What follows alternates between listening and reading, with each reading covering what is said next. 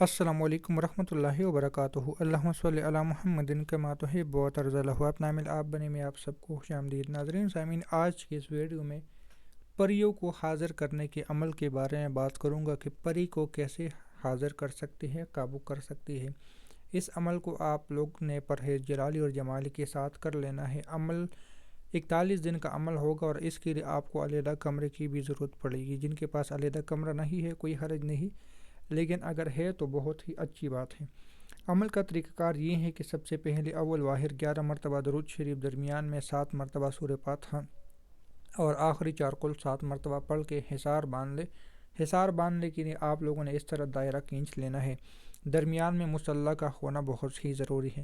اس کے بعد آپ لوگوں نے آیت کریمہ کو 3333 کی تعداد میں پڑھ لینا ہے۔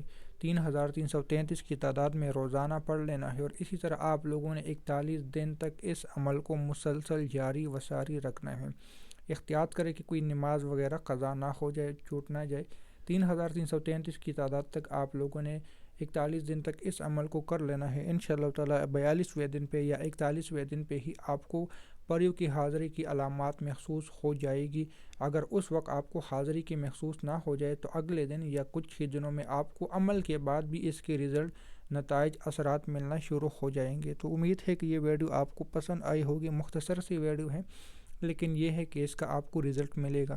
ملتے ہیں نئی ویڈیو کے ساتھ، دعا میں یاد رکھیں۔ اللہ حافظ۔